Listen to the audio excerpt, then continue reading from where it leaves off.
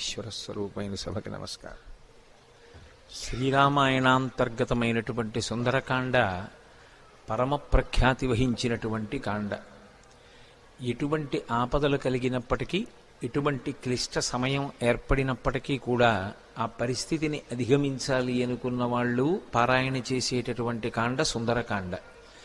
అలాగే ఉపాసన విషయమై అనేకమైనటువంటి రహస్యాలు తెలుసుకోవాలి అనేటటువంటి జిజ్ఞాస కలిగిన వారు చదివేటటువంటి కాండ సుందరకాండ. కేవలం పారాయణ చేసినంత మాత్రం చేత భగవంతుని యొక్క అనుగ్రహాన్ని తీసుకొచ్చి ఇవ్వగలిగినటువంటి కాండ సుందరకాండ. అసలు జాతకంలో మృత్యువు తరువుకొచ్చేస్తుంటే, ఏదో ప్రమాదం జరిగి అపమృత్యువు ఏర్పడవలసినటువంటి పరిస్థితిలో కూడా సుందరకాండ పారాయణ చేసిన, సుందరకాండ చదువుకున్న, సుందరకాండ విన్న తప్పకుండా అంత గొప్ప మృత్యువు కూడా తొలగిపోతుంది అనేటటువంటిది అనేక సందర్భాల్లో నిరూపణం చేసినటువంటి కాండ సుందరకాండ. అందుకే లోకంలో విజ్ఞులైనటువంటి వారు ఒక మాట చెప్తారు. అసలు వాంగ్మయంలో అత్యంత శక్తివంతమైనటువంటివి ఏవైనా ఉంటే రెండిటినే చెప్తారు. ఒకటి సుందరకాండ, రెండు సౌందర్యలహరి. ఈ రెండిటి తర్వాతే ఏదైనా ఉంటుందేమో కానీ ఈ రెండిటికన్నా కూడా ఇంకా శక్తివంతమైనటువంటిది, చదివినంత మాత్రం చేత, విన్నంత మాత్రం చేత ఎనలేని ప్రయోజనాన్ని చేకూర్చగలిగినటువంటి శక్తి కలిగినటువంటిది వేరొకటి ఉంటుంది అని అభిజ్ఞులైనటువంటి వారు ప్రతిపాదన చెయ్యలేదు. అంత శక్తివంతమైనటువంటి వాంగ్మయంతో, అటువంటి శ్లోకాలతో, మంత్రపూరితమైనటువంటి బీజాక్షరములతో కూడుకున్నటువంటి కాండ సుందరకాండ.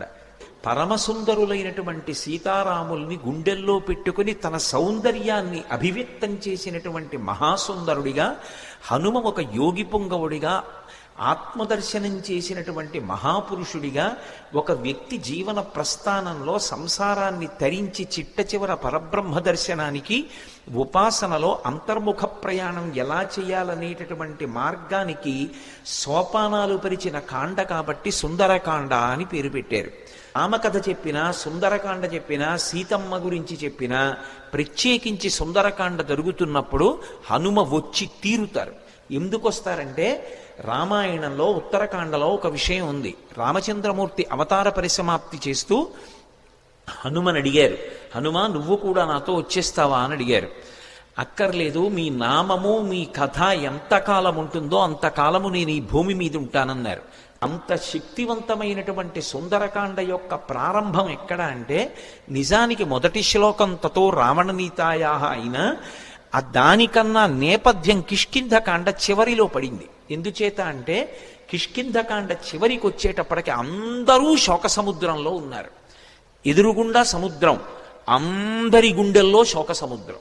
ఎందుచేత, ఎప్పుడో తప్పిపోయింది సీతమ్మ, జాడ తెలియదు.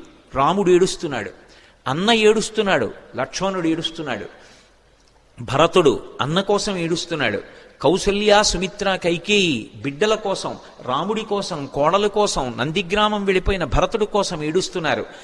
అసలు కోసల దేశ వాసులు ఎప్పుడు రాముడు వస్తాడని ఏడుస్తున్నారు. అవతల వానరులు సీతమ్మ జాడ తెలియలేదు. మాట ఇచ్చినటువంటి సుగ్రీవుడు సీతమ్మ జాడ కనిపెడతానన్నవాడు ఎలా కనిపెడతాడు? మాట దక్కించుకోగలడా? వానరులు ఏడుస్తున్నారు. సుగ్రీవుడు నా మాట నిలబడుతుందా? సీతమ్మ యొక్క జాడ కనిపెట్టి తేగలిగిన వాడు ఉన్నాడా? హనుమ కార్యం సాధించగలరన్న నమ్మకం ఉంది, కానీ అది జరిగే వరకు ఉద్విగ్నతతో ఉన్నాడు. అందరి హృదయాలు కూడా అత్యంత ఉద్విగ్నతతో కూడుకున్నటువంటి సందర్భంలో ఉన్నాయి. దక్షిణ దిక్కుకు వెళ్ళినటువంటి అంగదుడి నాయకత్వంలో వెళ్ళినటువంటి వానర సమూహంలో హనుమ సభ్యులు. కానీ ఆ వెళ్ళినటువంటి బృందం ఒక పెద్ద బిలంలో చిక్కుపడిపోయింది. ఆ చిక్కుపడిపోయినటువంటి కారణం చేత సుగ్రీవుడిచ్చినటువంటి కాలం దాటిపోయింది. సుగ్రీవుడిచ్చినటువంటి కాలం దాటిపోయింది కాబట్టి వెనక్కి వెడితే సుగ్రీవుడు చంపేస్తాడు. సుగ్రీవాజ్ఞ, ఖచ్చితంగా తిరిగి రాకపోతే శిరచ్ఛేదం చేస్తానన్నాడు. వెనక్కి వెడితే సుగ్రీవుడు చంపేస్తాడు. అందుకని వాళ్ళకి బ్రతకాలనుంది, కానీ బ్రతకడానికి మార్గం లేదు. ఇది సుందరకాండ ప్రారంభం. కష్టమన్న మాటకి చిట్ట చివరి స్థితి ఏది అంటే, బ్రతకాలని ఉన్నా ఇక బ్రతకడానికి మార్గం లేదు. అంత పెద్ద కష్టంలో ఉన్నారు. వెనక్కి వెడితే సుగ్రీవుడు చంపుతాడు, ముందుకు వెళ్ళడానికి మార్గం తెలియదు, సీతమ్మ ఎక్కడుందో జాడ తెలియదు. అందుకని ప్రాయోపవేశం చేశారు. మేమందరం చచ్చిపోతామని పడుకున్నారు. మేమేమి ముట్టుకోం, మా అంతటా మా శరీరాలు పడిపోతాయి, లేదా క్రూర మృగాలో పక్షులో ఏవో వచ్చి మమ్మల్ని చంపేస్తాయి, తినేస్తాయి అని పడుకున్నారు. నిజంగా వాళ్ళు చచ్చిపోదామని అనుకోవట్లేదు, బ్రతకాలనుంది, కానీ చచ్చిపోవడం వినా మార్గం లేదు. అది అక్కడున్న స్థితి. అంత శోక సముద్రంలో ఉన్నారు. అటువంటి స్థితిలో అకస్మాత్తుగా ఒక పక్షి అరిచింది. వాళ్ళు తెలిసో తెలియకో రామకథ చెప్పుకున్నారు పడుకుని. ఇదెక్కడి ప్రారంధం వచ్చిందిరా మనకి? ఎక్కడో కోసల దేశానికి అయోధ్య రాజధాని. అయోధ్యని పరిపాలించిన వాడు దశరథుడా. దశరథుడికి 3 భార్యలా. 60,000 సంవత్సరముల వయస్సు వచ్చే వరకు బిడ్డలు లేరా? బిడ్డలు పుట్టకపోవడానికి ఎదురొచ్చినటువంటి పాపాన్ని పోగొట్టుకోవడానికి అశ్వమేధయాగం చేసి మంచి కుమారుల్ని పొందడానికి పుత్రకామేష్టి చేశాడా? చేసిన యజ్ఞ ఫలితంగా రామలక్ష్మణ భరత శత్రుఘ్నులు అనేటటువంటి 4 ఉత్తమురైన కుమారుల్ని పొందాడా?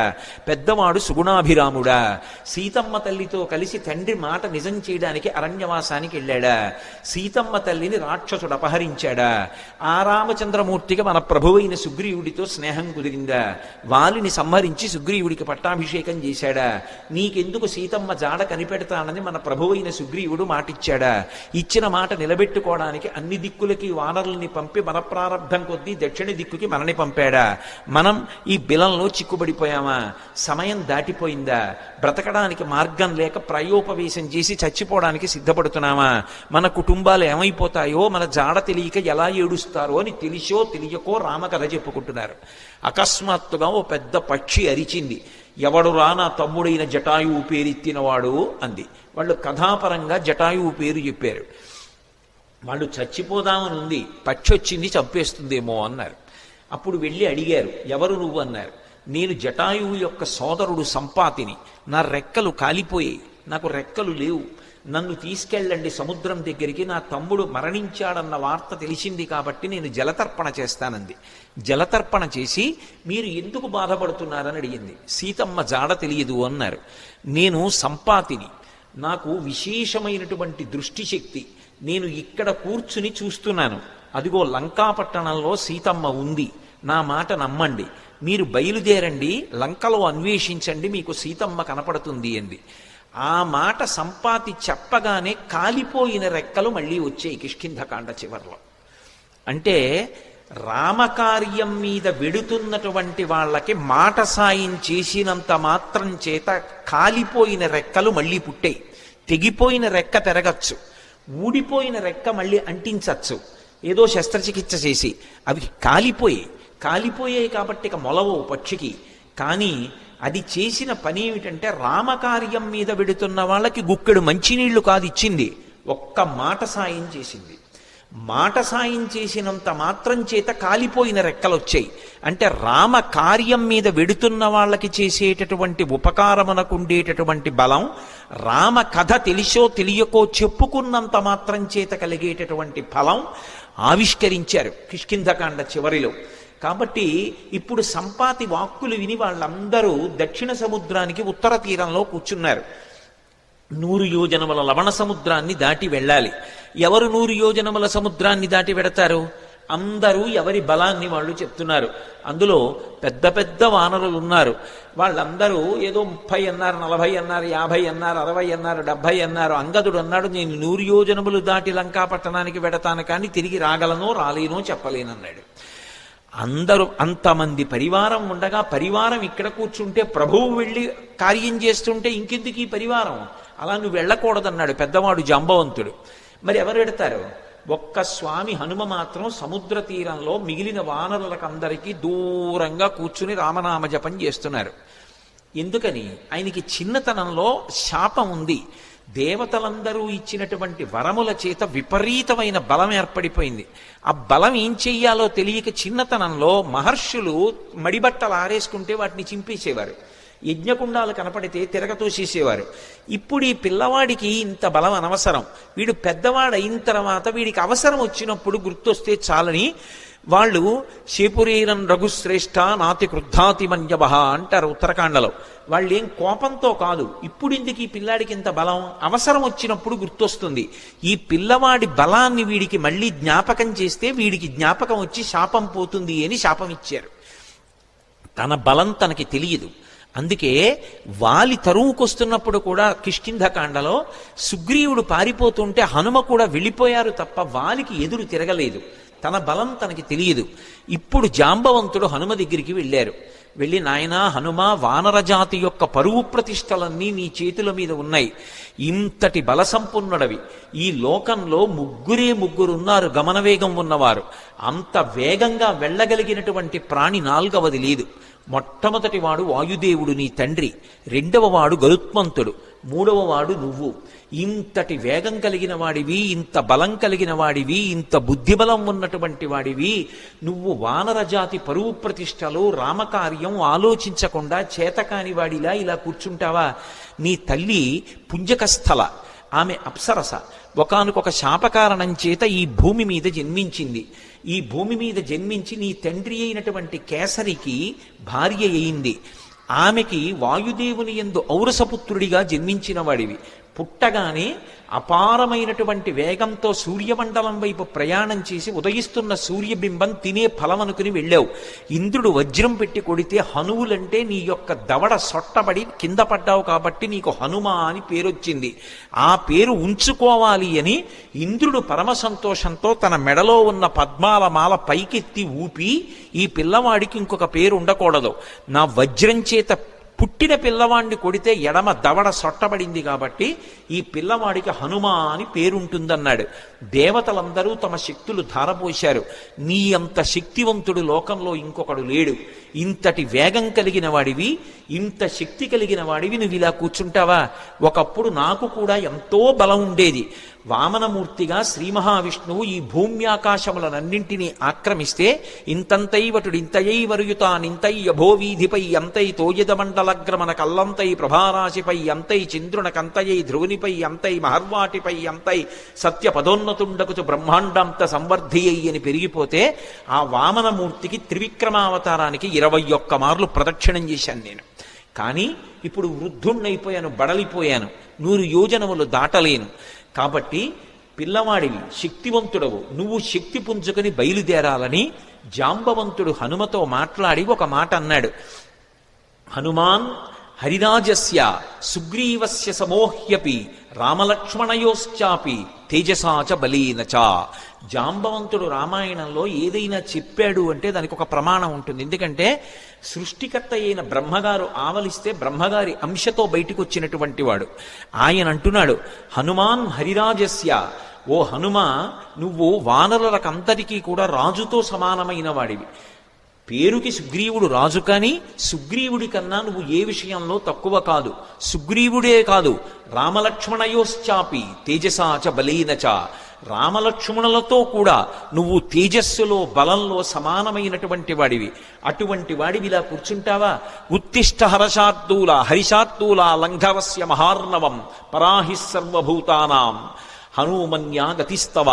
ఓ హనుమ, నీవు నీ బలాన్ని జ్ఞాపకాన్ని తెచ్చుకొని పైకి లేచి ఈ సముద్రాన్ని దాటు. నువ్వు దాటుతున్నప్పుడు ఈ బ్రహ్మాండంలో ఉన్నటువంటి సమస్త భూతములు ఆశ్చర్యపోతాయి నీ గమనశక్తిని చూసి. ఆశ్చర్యపోయి భూతకోటి అంతా లేచి నిలబడి నమస్కరిస్తుంది.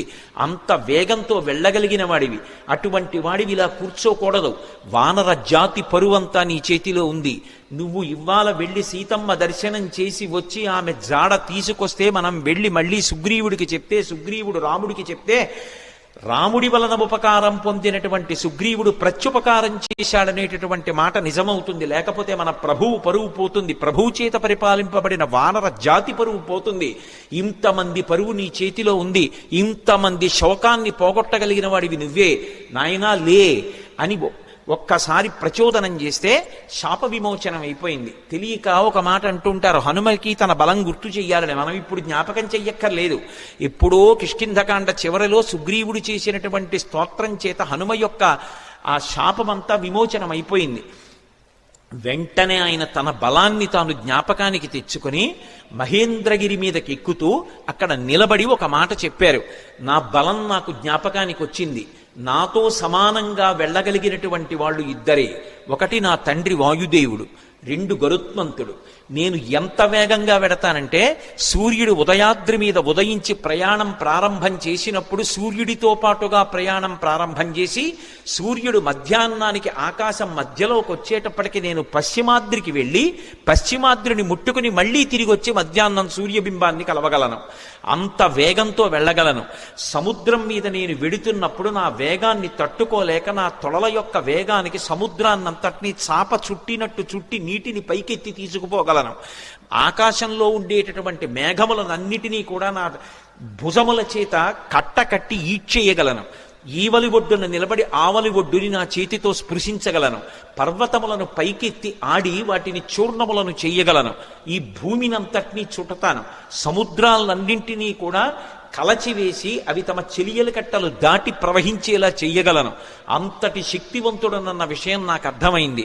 ఇప్పుడు నేను లంకాపట్టణానికి బయలుదేరుతున్నాను, మీరు నిశ్చింతగా ఉండండి మహేంద్రగిరి మీద నిలబడి సవేగవాన్ వేగ సమాహితాత్మ హరిప్రవీర పరవీరహంత మనస్సమాధాయ మహానుభావో జగామలంకాం మనసా మనస్వీ అని పూర్తి చేశారు మహర్షి కిష్కింధకాండ.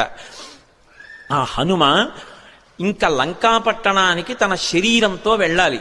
కానీ ఆయన అత్యంత ఉత్సాహంతో తన మనసుతో ఏనాడో చేరిపోయారు లంకాపట్టణానికి. శోకం అన్నది ఎక్కడుంటుందంటే మనసులో ఉంటుంది.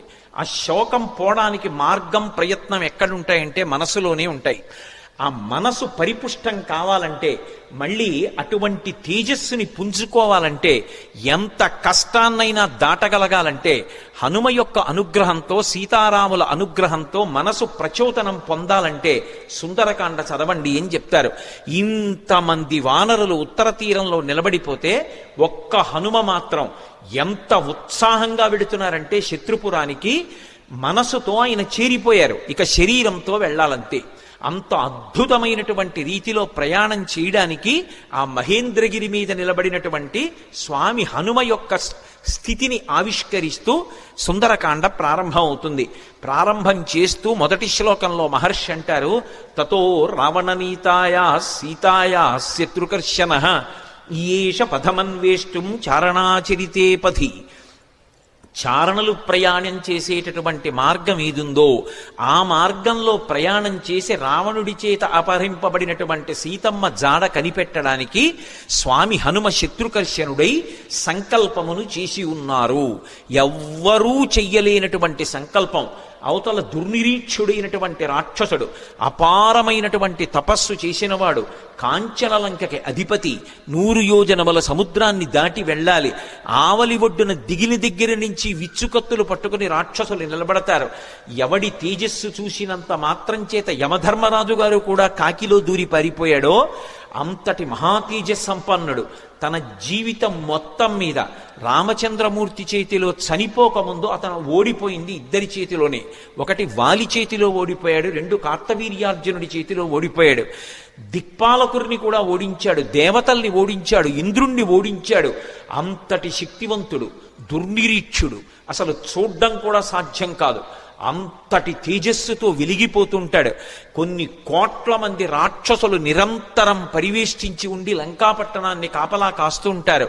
అటువంటి లంకాపట్టణంలో అతను ప్రాణ సమానంగా భావించి దాచినటువంటి సీతమ్మ యొక్క జాడ కనిపెట్టాలనేటటువంటి సంకల్పం చేసుకుని బయలుదేరుతున్నారంటే అటువంటి సంకల్పం చెయ్యగలిగినటువంటి వాడు వేరొకడెక్కడుంటాడు.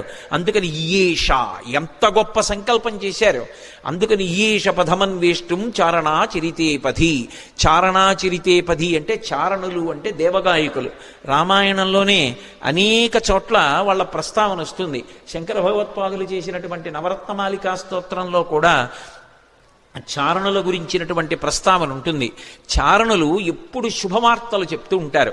సుందరకాండ ప్రారంభమే శుభవార్తలు దేవతలకి చెప్పేటటువంటి చారణుల యొక్క ఒక్కసారి వాళ్ళ స్మరణతో ప్రారంభమవుతుంది.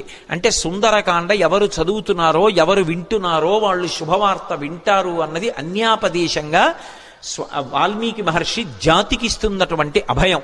ఆ చారణులు దేవగాయకులు. వాళ్ళు భూమికి దగ్గరగా తిరుగుతూ ఉంటారు. వారు భూమి మీద దిగరు, ఆకాశ మార్గంలో వెడుతూ ఉంటారు. అంటే స్వామి హనుమ సముద్రం మీద కాకుండా, సముద్రానికి తగలకుండా ఆకాశ మార్గంలో వెళ్ళడానికి నిర్ణయించుకున్నారు అన్నది భావన. ఎందుచేత అంతటి శక్తివంతుడు, అంతటి గమనవేగం కలిగిన వాడు, గరుత్మంతునితో సమానమైన వాడు కాబట్టి ఆయన వెళ్ళగలరు ఆకాశంలో.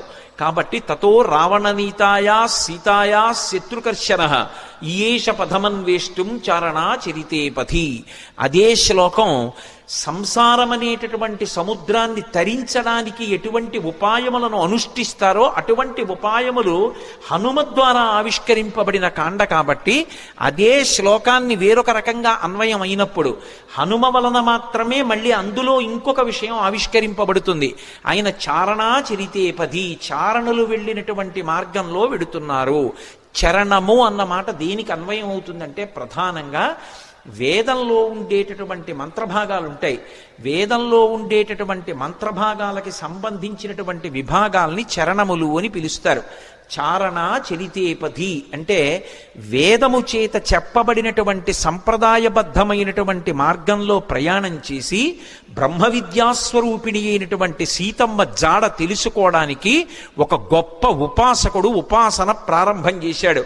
అంతర్ముఖత్వాన్ని, లంక అనబడేటటువంటి ఈ శరీరం లోపలికి వెళ్ళి ఇక్కడే ఉన్నటువంటి సీతమ్మ యొక్క దర్శనానికి వెడుతున్నాడు. అలా వెడుతున్నవాడు మహాసాధకుడు, మహాపురుషుడు. ఆయన తప్ప మిగిలిన వాళ్ళు ఈ కంటితో ఎదురుగుండా ఉన్న వాటిని చూసి ఆనందపడుతుంటే, భోగం అనుభవిస్తుంటే, ఆయన ఈ కన్నులు మూసి వేదము చేత చెప్పబడినటువంటి మంత్రములను ప్రమాణంగా తీసుకుని చారణా చరితేపథి, ఆ వేదము చెప్పిన సంప్రదాయ పద్ధతిలో అంతర్ముఖత్వంతో లోపల ఉన్నటువంటి బ్రహ్మ విద్యాస్వరూపిణి అయినటువంటి జగన్మాత దర్శనానికి బయలుదేరుతున్నారు.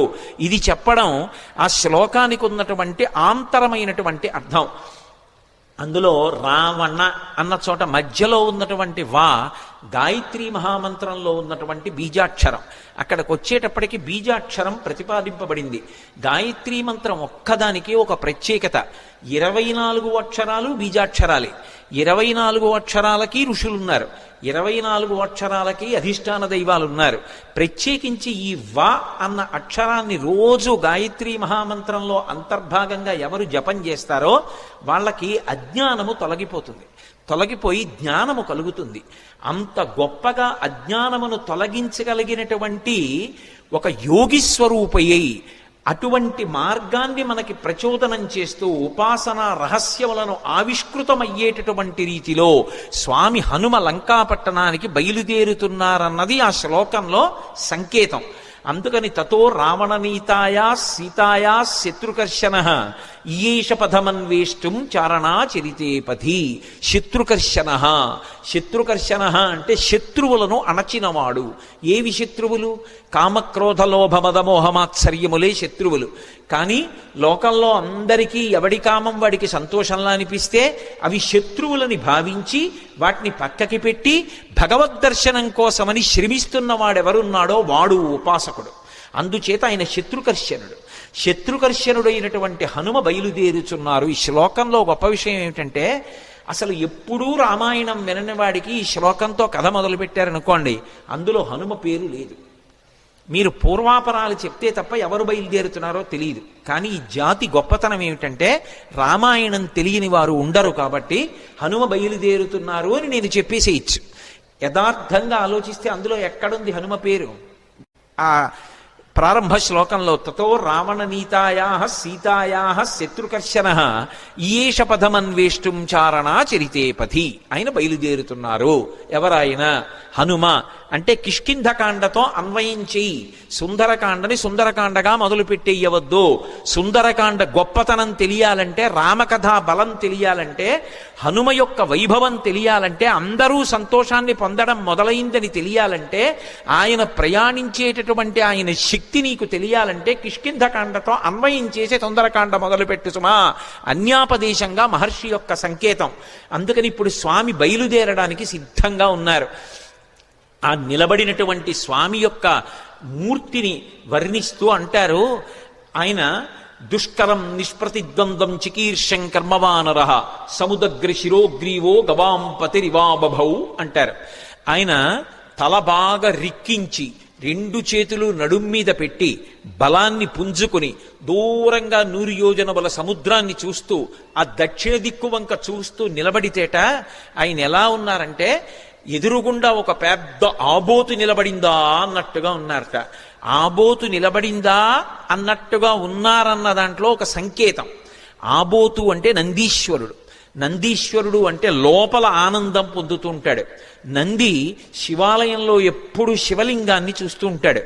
ఆయన దగ్గరికి వెళ్ళి మీరు మేళం చెయ్యండి, రోహిణీ కార్తెలో ఎండ రానివ్వండి, రోళ్లు పగిలిపోతుండనివ్వండి, హోరుమని వర్షం పడుతుండనివ్వండి, భక్తి ఎక్కువైపోయి ఆయన తోక కింద దీపం పెట్టండి, అరటిపండు ముక్క తీసుకెళ్ళి ఆయన మూతికి రాసేసి గాజు ఈగలు ముక్కులో దూరనివ్వండి, ఆయన తల కూడా ఇలా కనపడు.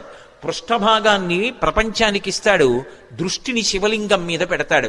దుష్కరం నిష్ప్రతిద్వంద్వం చికీర్షం కర్మవానర సముదగ్ర శిరోగ్రీవో గవాం పతిరివాబభౌ. అసలు ఆ శ్లోకాన్ని చదవడం కష్టం. అంటే అది సామాన్యమైన విషయం కాదు సుమా, అందరూ చేయగలిగిన విషయం కాదు. కాంచనలంకలో రావణుని చేత బంధీకృత అయినటువంటి సీతమ్మ తల్లి దర్శనం చేస్తానని ధైర్యంగా సంకల్పం చేసి నిలబడగలగడమే అంత తేలికైన విషయం కాదు. అటువంటి సంకల్పం చేసినటువంటి వాడు కేవలం తాను ఆచరించవలసినటువంటి ప్రణాళిక మీద దృష్టి పెట్టి తాను 100 యోజనముల సముద్రాన్ని దాటి వెళ్ళవలసినటువంటి విషయం మీద ఆలోచిస్తున్నారు తప్ప పిరికితనం కాని, వెళ్ళగలనా అని కాని, వెళ్ళలేనా అని కాని, అసలు రెండవ ఆలోచనకి తావులేని రీతిలో శివాలయంలో నంది ఎలా ఉంటాడో అలా ఆబోతులా కొండ మీద నిలబడి ఉన్నారు. అలా ఆయన్ని చూస్తే నీటి మడుగు మధ్యలో నిలబడిన ఏనుగా అన్నట్టుగా ఉన్నారట. దుష్కరం నిష్ప్రతిద్వంద్వం చికీర్షం కర్మవానర సముదగ్ర శిరోగ్రీవో గవాం పతిరివాబభౌ అథ వైడూర్యవర్ణేషు షద్వలేషు మహాబల ధీర సలిలకల్పేషు విచచార యథాసుఖం అంటారు మహర్షి. అథ వైఢూర్యవర్ణేషు షద్వలేషు మహాబల, ఆకుపచ్చని రంగులో ఉన్నటువంటి మెత్తటి పచ్చిక బయళ్ళున్నాయి అక్కడ. ఆ పచ్చిక బయళ్ల మీద స్వేచ్ఛగా ధీర పరమధైర్యంతో కూడుకున్నటువంటి వారై యథేచ్ఛగా దాని మీద కాసేపు అటు ఇటు నడిచారట. ఆయన నడుస్తున్నప్పుడు ఆయన గుండెలకి ఉరిపిడి పడి అనేకమైనటువంటి చెట్లు కూలిపోయాయి. ఆయన యొక్క పదఘట్టనల చేత వచ్చినటువంటి శబ్దాలకి భయపడి క్రూర మృగాలన్నీ కూడా భయంతో పెద్ద రవం చేస్తున్నాయి. ఆయన మాత్రం ధీరుడై పచ్చిగడ్డిలో అటు ఇటు తిరిగారు.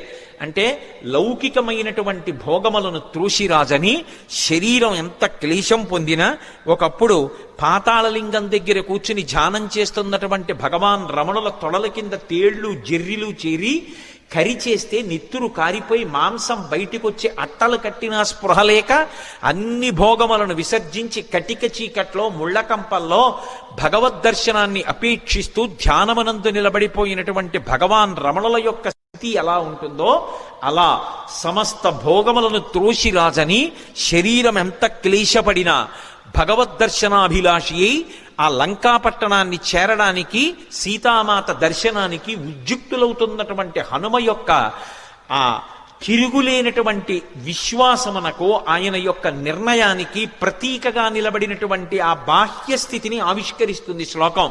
అందుకని అథ వైడూర్యవర్ణేషు షద్వలేషు మహాబల ధీర సలిలకల్పేషు విచచార యథాసుఖం. ఆయన బయలుదేరడానికి సిద్ధపడి ఒక్కసారి దక్షిణ దిక్కు వంక చూశారు. హనుమ సంప్రదాయాన్ని నేర్పుతున్నారు, లేదా రామాయణము వేదోపబృంహణము మనం ఎలా బ్రతుకాలో నేర్పుతుంది. సూర్యాయ, సూర్యభగవానుడికి నమస్కారం. వెడుతున్న కార్యం లంకాపట్టణానికి వెళ్ళి సీతమ్మను అన్వేషించాలి. శరీరంలో అవయవాలకు బలం ఉండాలి, అవతల శత్రువుల్ని మర్దించాలి, రావణుడితో మాట్లాడాలి, సీతమ్మ దర్శనం చెయ్యాలి. దీనికి ఇంద్రియములన్నిటికీ కూడా పటుత్వం ఉండాలి. సమస్త ఇంద్రియములకు పటుత్వమునివ్వగలిగినటువంటి మహేంద్రుడికి నమస్కారం. సూర్యాయ మహేంద్రాయ పవనాయ, ఈ శరీరాన్నిచ్చినటువంటి నా తండ్రి వాయుదేవుడికి నమస్కారం. స్వయంభువే, స్వయంభువే అంటే బ్రహ్మగారిని ఒక అర్థం, లేదా రామచంద్రమూర్తికే నమస్కారం చేశారని ఒక అర్థం. స్వయంభువే భూతేభ్యశ్చ అంజలిం కృత్వా, సమస్త భూతకోటికి నమస్కరిస్తున్నాను. నేను వెడుతున్న ఈ కార్యం ఇంత గొప్ప కార్యం, దీనికి సమస్త భూతములు నాకు ఉపకరించుగాక. ఎంత వినయంతో బయలుదేరుతున్నారో చూడండి. ఎంత పెద్ద కార్యాన్నైనా ఎవడు సాధిస్తాడంటే, ఎవడు వినయంతో నిలబడగలడో వాడు సాధిస్తాడు తప్ప, ఇంత పెద్ద కార్యం మీద వెడుతున్న వాడిని నేననుకున్నవాడు ఎవడున్నాడో వాడు సాధించలేడు. ఇన్ని కోట్ల మంది వానరులు చెయ్యలేని పని చెయ్యడానికి ఆయన ఒక్కడెడుతున్నాడు. కానీ మీరు చెయ్యలేని దానికి నేను ఎడుతున్నానంట లేదు. ఇంత పెద్ద కార్యానికి నేను వెడుతున్నాను కాబట్టి మీరందరూ నాకు ఉపకారం చెయ్యాలి, మీరు లేని నేను చెయ్యలేను. భూతేభ్యశ్చంజలిం కృత్వా చకార గమనేమతిం. కానీ వెడుతున్నది దక్షిణ దిక్కుకు వెడుతున్నారు. ఏదైనా శుభకార్యం ప్రారంభం చేస్తూ దక్షిణ దిక్కుకి తిరిగి నమస్కారం చెయ్యకూడదు. ఒక్క సంధ్యావందనంలో మాత్రం దిగ్దేవతా నమస్కారం అని చేస్తాం.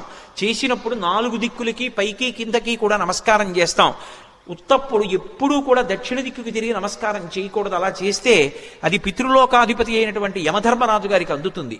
అందుకని దక్షిణ దిక్కుకి నమస్కారం చెయ్యరు. కాబట్టి దక్షిణానికి చెయ్యకూడదు. కాబట్టి సంప్రదాయంలో తేజస్సు పెరగాలి అంటే తూర్పు దిక్కుకి తిరిగి నమస్కారం చెయ్యాలి. అంజలిం ప్రాంభుక కుర్వన్ పవనాయాత్మయోనయే తతో హి వహృదే గంతుం దక్షిణో దక్షిణాం దిశం. దక్షిణ దిక్కుకు వెళ్ళడానికి తన శరీర బలాన్నంతటినీ కూడా పుంజుకుని శరీరాన్ని పెద్దదిగా పెంచే ముందు ఒక్కసారి తూర్పుకి తిరిగారు. దక్షిణానికి ప్రయాణం. కానీ తూర్పుకి తిరిగి అంజలి ఘటించారు సూర్యనారాయణమూర్తికి. అంజలి ఘటించి తన తండ్రి అయినటువంటి వాయుదేవుడికి ఇంకొక్క మారు నమస్కారం చేశారు. శరీరాన్నిచ్చినటువంటి తండ్రి అంటే శంకరాయచ మయస్కరాయచ అంటుంది. పరమశివుడు ఇంట్లో తిరిగితే కరచరాదులతో, అదే తండ్రి. అటువంటి తండ్రి రూపంలోనే పరమేశ్వరుడు తిరుగుతూ ఉంటాడు అని. అటువంటి తండ్రికి వేరొక్క పర్యాయం నమస్కారం చేశారు. అంజలిం ప్రముఖ కుర్వన్ పవనాయత్మయోనయే తతో హి వవృతే గంతుం దక్షిణో దక్షిణాం దిశం. ఇప్పుడు ఇక బయలుదేరాలి. పెద్ద శరీరాన్ని పర్వతంలా పెంచారు. పెంచి ఇక బయలుదేరడానికి సిద్ధపడుతూ సచచాలాచలశ్చాపి ముహూర్తం కపిపీడిత తరూణాం పుష్పితాగ్రాణాం సర్వం పుష్పమశాతయత్ గిరిణా పీడ్యమానేనా పీడ్యమానాని సర్వశః గుహావిష్టాని భూతాని వినేదుర్వికృతైశ్వరైః తాస్తథా సవిషైర్దష్టా కుపితైస్తైర్మహాశిలాః జజ్జ్వల పావకో దీప్తా బిబిదుశ్చ సహస్రధా యాని ఔషధజాలాని తస్మిన్ జాతాని పర్వతే విషఘ్నాన్యపి నాగానాం నశేకుష్యమితుం విషం అన్నారు మహర్షి. ఎంత అద్భుతంగా వర్ణించారో. పర్వతాకారుడై నిలబడి ఆ మహేంద్ర పర్వతాన్ని తన 2 పాదముల చేత గట్టిగా పీడించారు. ఆ తొక్కి పట్టేటప్పటికి గుహలన్నీ కూడా మూసుకుపోయాయి. ఆ మూసుకుపోయే ముందు ఆ పర్వతం కదిలింది. కదిలి చెట్లకున్నటువంటి పువ్వులన్నీ రాలిపోయాయి. ఆ రాలిపోయినటువంటి పువ్వులన్నీ ఆయన ఒంటి మీద మహేంద్రగిరి మీద పడ్డాయి. ఇది మహేంద్రగిరి పుష్పాల కొండ అనిపించింది. ఆయన ఒళ్ళంతా పువ్వులు. ఇంకొంచెం నొక్కారు. గుహావిష్టాని భూతాని వినేదుర్వికృతైశ్వరై. అందులో పెద్ద పులులు, సింహాలు, రకరకాలైన క్రూర జంతువులు ఉన్నాయి. ఆ గుహల్లో పడుకున్నాయి.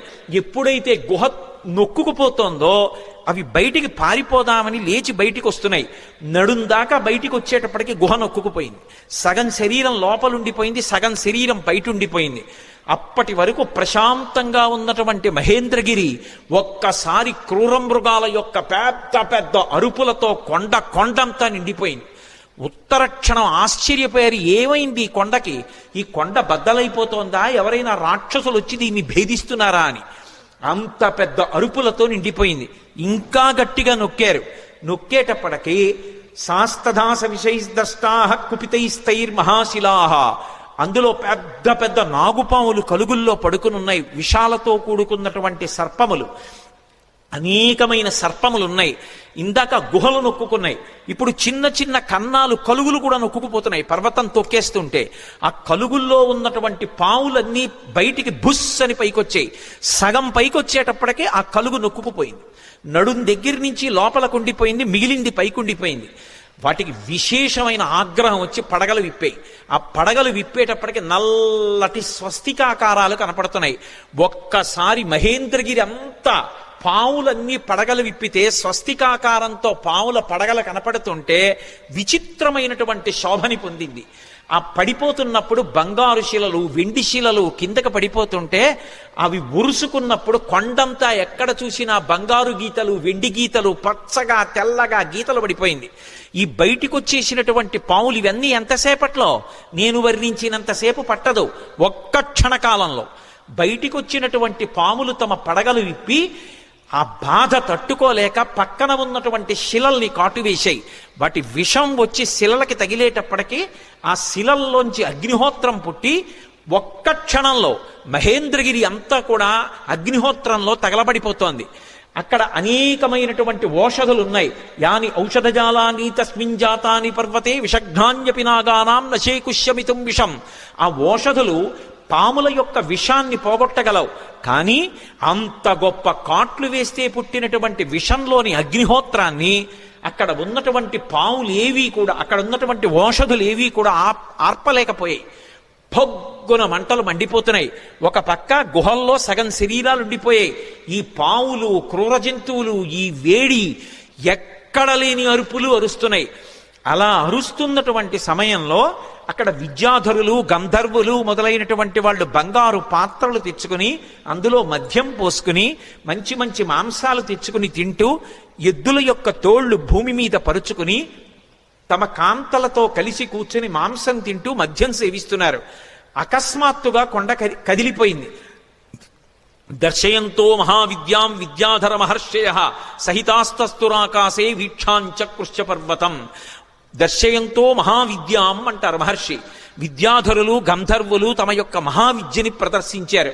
ఏమిటా మహావిద్య అంటే, కొండంతా కదిలిపోయి పావులన్నీ పైకి లేచి క్రూర మృగాలు అరిచి చెట్లన్నీ అకస్మాత్తుగా పువ్వులు కురిసేసి పెద్ద పెద్ద అరుపులు అరిచి అగ్నిహోత్రం పుట్టేసింది. బంగారు పాత్రలు వదిలేశారు, మద్యం వదిలేశారు, ఆహారం వదిలేశారు, ఎద్దుల తోళ్లు వదిలేశారు. భార్యల్ని మాత్రం చంకలో పట్టుకుని అకస్మాత్తుగా ఆకాశంలోకి ఎగిరిపోయి ఆధారం లేకుండా వాళ్ళు ఆకాశంలో నిలబడ్డారు. నిలబడి కాలిపోతున్నటువంటి మహేంద్రగిరిని చూశారు.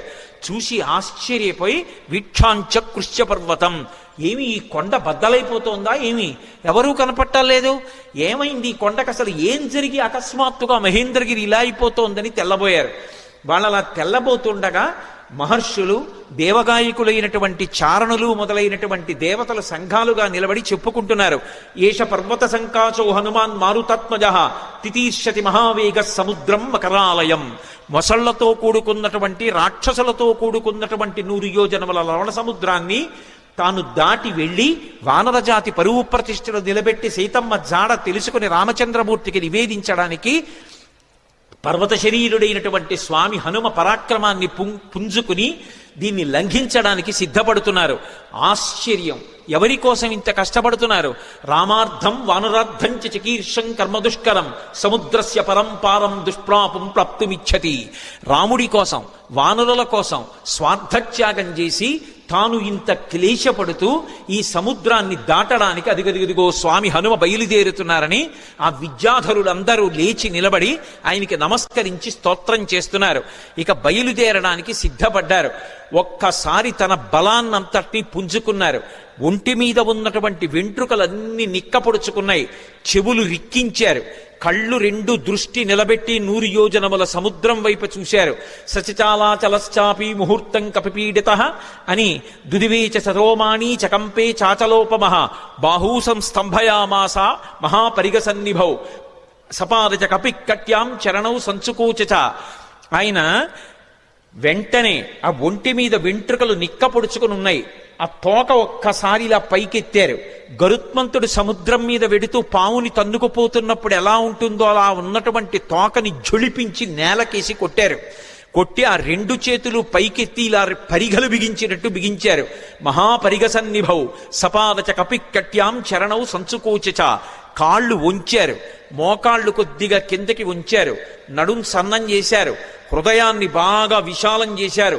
మార్గమాలోకయన్ దూరాదుర్ధం ప్రణిహితేక్షణ రురోధ హృదయే ప్రాణాన్ ఆకాశమవలోకయన్. ప్రాణవాయువుని లోపల బంధించారు, దృష్టి బాగా నిలబెట్టారు, చెవులు రిక్కించారు. ఇక ఎగరడానికి సిద్ధపడుతున్నారు.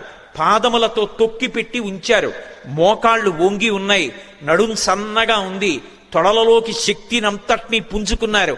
ఇక ఎగరబోతూ కిందకి చూశారు. చిన్న చిన్న రూపాలతో కొన్ని లక్షల వానరములు స్వామికి నమస్కారం చేస్తూ శుభం కలగాలని, వానరజాతి పరువు నిలబడాలని స్తోత్రం చేస్తున్నాయి. వాళ్ళ వంక చూసి ప్రతిజ్ఞ చేశారు.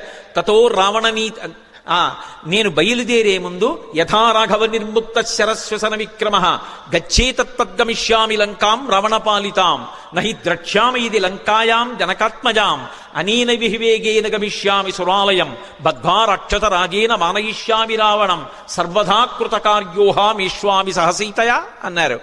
నేను ఇప్పుడు బయలుదేరి వెళ్ళేటప్పుడు నా శక్తితో వెళ్ళటం లేదు. రామచంద్రమూర్తి తన ఎడమ చేత్తో బంగారు కోదండాన్ని పట్టుకుని అక్షయ బాణతూణీరంలోంచి బాణాన్ని తీసి కుడి చేతితో వింటినారికి సంధించి ఆకర్ణాంతంలాగి విడిచిపెట్టబడినటువంటి రామబాణం మధ్యలో ఆగకుండా వెళ్లి లక్ష్యం మీద ఎలా పడిపోతుందో అలా రామచంద్రమూర్తి యొక్క అనుగ్రహాన్ని పొందినటువంటి నేను లంకాపట్టణం మీద వెళ్లి పడతాను. ఆ పడిన తరువాత సీతమ్మ జాడ కనిపెట్టడానికి అన్వేషిస్తాను. ఒకవేళ నాకు సీతమ్మ జాడ దొరకకపోతే 10 తలలు కలిగినటువంటి రావణాసురుణ్ణి బంధించి తీసుకొచ్చి ప్రస్రవణ పర్వత చక్రముల మీద కూర్చున్న రామచంద్రమూర్తి పాదముల దగ్గర పడేసి వాడి చేత నిజం కక్కిస్తాను. ఒకవేళ రావణుడు కూడా కనపడకపోతే అక్కడి నుంచి స్వర్గలోకానికి వెళ్లి స్వర్గలోకంలో కూడా సీతమ్మను అన్వేషిస్తాను. స్వర్గంలో కూడా సీతమ్మ కనపడకపోతే తిరిగి వచ్చి రావణ యొక్క లంకాపట్టణాన్ని పెళ్లగించి చేత్తో పట్టుకుని తీసుకొచ్చి సుగ్రీవుడి యొక్క సన్నిధానంలో నిలబెడతాను. అటువంటి బలాన్ని పుంజుకుని నేను బయలుదేరుతున్నాను. మీరు బెంగ పెట్టుకోకండి, రామకార్యాన్ని సాధిస్తాను. ఈయేషా ధృతి, ఆ పట్టుదలతో ప్రతిజ్ఞ చేసి ఇక బయలుదేరడానికి సిద్ధపడ్డారు. ఒక్కసారి ఎగిరేటప్పటికి ఊరు వేగోద్ధత వృక్షా ముహూర్తం కపిమన్వయం ప్రస్థితా దీర్ఘమధ్వానం సబంధుమి బాంధవాహ. ఆయన ఒక్కసారి సముద్రం మీదకి ఏటవాలుగా తెల్లవారుజాము కాలంలో ఎగిరితే కొన్ని వందల సంవత్సరముల నుంచి ఆ పర్వతం మీద పెరుగుతున్నటువంటి మహావృక్షములు కూడా కూకటి వేళ్లతో సహా పెకలింపబడి ఆయన తొడల వేగానికి ఆయనతో పాటుగా వెళ్ళి కొంత దూరం వెళ్ళిన తరువాత ఇక ఆ వేగంతో వెళ్ళలేక సముద్రంలో పడిపోయాయి. చిన్న చిన్న చెట్లు చాలా దూరం వెళ్ళాయి. ఆ వెళ్ళడం ఎలా ఉందంటే, ముఖ్యమైనటువంటి బంధువులు దూర ప్రదేశానికి ప్రయాణం చేస్తుంటే అనుగమించి కొంత దూరం వెళ్ళి వీడ్కోలు పలికి వెనక్కి వస్తున్నటువంటి బంధువుల సమూహమా అన్నట్లుందిట. మహారాజుని అనుగమించి మహారాజు వెంట వెడుతున్నటువంటి సైన్యమా అన్నట్టుగా ఉందిట. ఒక దాంట్లో నిర్బంధం, ఒక దాంట్లో ఐచ్ఛికం. బంధువులు వెళ్ళేటప్పుడు స్వచ్ఛందంగా వెడతారు, సైన్యం వెళ్ళేటప్పుడు రాజుని అనుగమించాలి, రాజాజ్ఞ. ఎలా వెడతారో అలా వెడుతున్నారు. అలా వెళ్ళి ఆ చెట్లన్నీ కూడా బరువైనటువంటి చెట్లు ముందు పడిపోయాయి, తేలికైన చెట్లు చాలా దూరం హనుమతో పాటు వెళ్ళాయి. ఇన్ని చెట్లు ఏకకాలంలో పైకి లేచిపోయి ఆయనతో పాటు వెళ్ళిపోతుంటే ఈ చెట్లకున్నటువంటి పువ్వులన్నీ కూడా పడిపోతే స్వామి శరీరం నిండా ఎక్కడ చూసినా పువ్వులు, ఆకులు, మొగ్గలు అలంకృతమైపోయాయి. అలంకృతమైపోతే ఆయన ఎలా ఉన్నారంటే, మిరుపులతో కూడుకున్నటువంటి మేఘం ఆకాశంలో ప్రయాణం చేస్తే ఎలా ఉంటుందో అలా ఉన్నారు. ఆ పువ్వులన్నీ కూడా సముద్రంలో పడ్డాయి. ఆ సముద్రంలో పడినప్పుడు ఆ సముద్రం అంతా పువ్వులతో కూడి నక్షత్రములతో కూడుకున్న ఆకాశం భూమి మీదకి వస్తే ఎలా ఉంటుందో సముద్రం అలా ఉంది. అంత వేగంతో ఆయన వెళ్ళిపోతున్నప్పుడు ఆ గాలి ఆయన యొక్క బాహుమూలములలోంచి అంటే సంకలలోంచి వెనక్కి వెడుతున్నప్పుడు విచిత్రమైనటువంటి రవం చేస్తోంది. యథేచ్ఛగా ఆకాశంలో వెళ్ళిపోతూ పిబన్నివ బభౌచాపి సౌర్మిమాలం మహార్ణవం పిపాస రివచాకాశం దదృశేష మహాకపి. ఆయన ఆ వెడుతున్నప్పుడు ఎలా ఉందంటే, ఇలా పైకి చూస్తే మిరుపుల ముద్ద వెళ్ళిపోతున్నట్టుగా ఆకాశాన్ని ఎవరో తాగేస్తున్నారా అన్నట్టుగా ఉంది. ఆయన వెడుతున్నంతసేపు ఎంత దూరం ఆయన ప్రయాణం చేస్తే అంత దూరం సముద్రం చాప చుట్టినట్టు పైకి లేచి ఆయన శరీరం అలా వెళ్ళిపోగానే ఆయనకి తగులుతోందా అన్నట్టుగా పైకి లేచి విరిగి కెరటం పడిపోతోంది. అలా సముద్రం పైకి లేచిపోయి సంక్షోభాన్ని చెందుతోంది.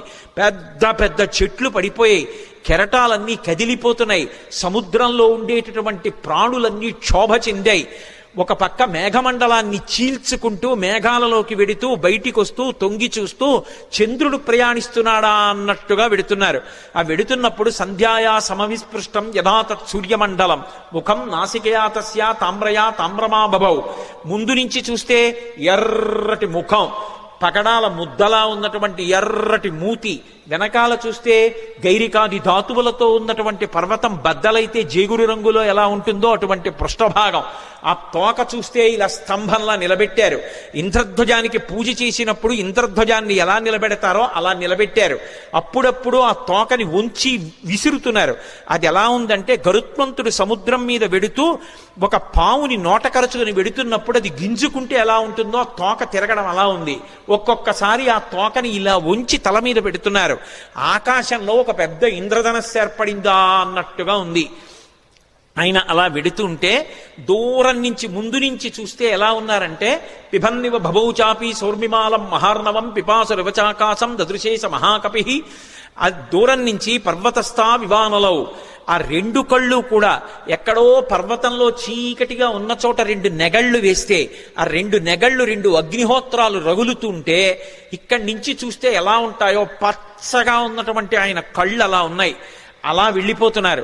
ఆ వెళ్ళిపోతున్నప్పుడు అకస్మాత్తుగా సముద్ర జలాలన్నీ కూడా ఇలా చాప చుట్టినట్టు పైకి లేచి పడిపోతుంటే ఆ సముద్రంలో ఉన్నటువంటి ప్రాణులన్నీ ఒక్కసారి కనపడ్డాయి.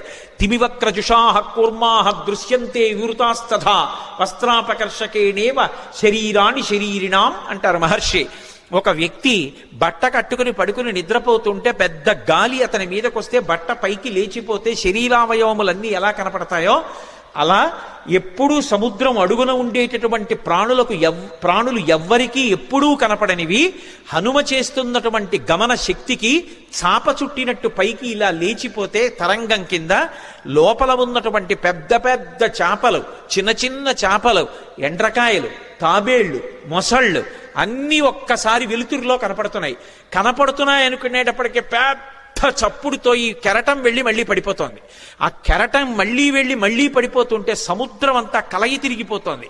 అలా కలయి తిరిగిపోతుండగా నిర్భయంగా క్రీడిస్తున్నవాడు ఎలా ఉంటాడో అలా ఆకాశ మార్గంలో గమనం చేసి వెళ్ళిపోతున్నారు.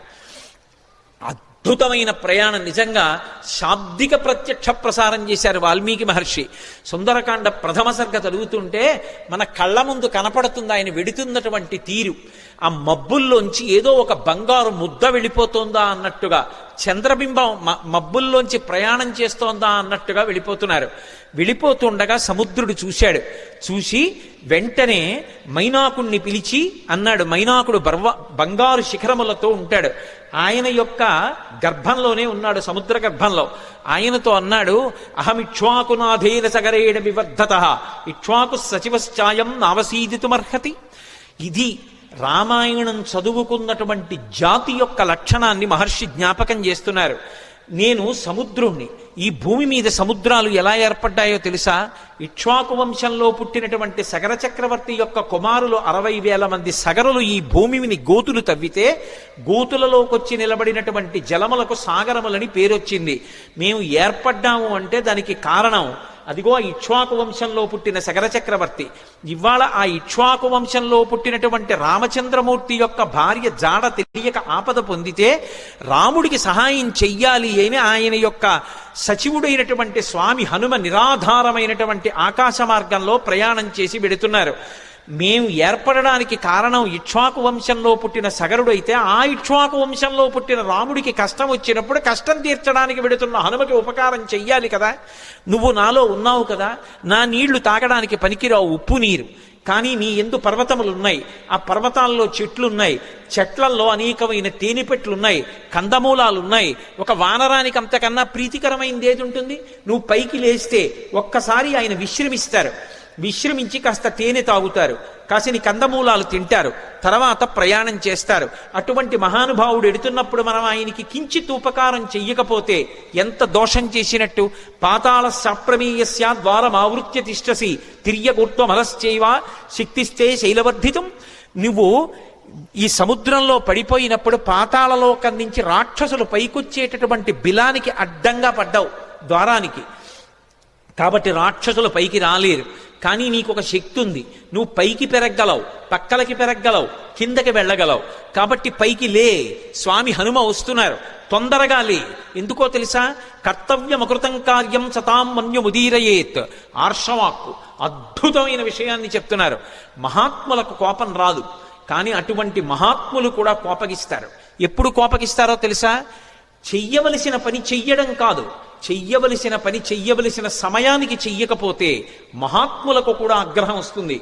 అందుకని ఆయన దాటిపోక ముందు నువ్వు లేవాలి. అయ్యో నాకు తెలిసి లేచేటప్పటికి ఆయన వెళ్ళిపోయారు అనకూడదు. ఆయన రాకముందు లేచి నిలబడాలి. మహాత్ములు వచ్చేటప్పటికి సిద్ధంగా ఉండాలి. అందుకని వారు రాకముందు లేచి నిలబడు, అంజలి ఘటించు, స్వాగతం పలుకు, పలికి ఆయనకి విశ్రాంతికి స్థానం కల్పించు అనగానే మైనాక పర్వతం సముద్రాన్ని చీల్చుకుని ఒక్కసారి పైకి లేచింది. వచ్చేస్తున్నారు హనుమ ఆకాశ మార్గంలో. అకస్మాత్తుగా ఆ శిఖరముల మధ్యలో బంగారం ఉంటుంది. బాలసూర్యుని యొక్క కిరణములు పడి తెల్లవారుజాము కాలమేమో మరింత శోభిస్తోంది. ఆకాశం అంతా బంగారు వర్ణం పొందేసింది. అకస్మాత్తుగా సముద్రంలోంచి శిఖరములు లేచాయేమో, సముద్ర రంగంతా కూడా బంగారు రంగు అయిపోయింది. ఆ శిఖరములు పైకి లేచి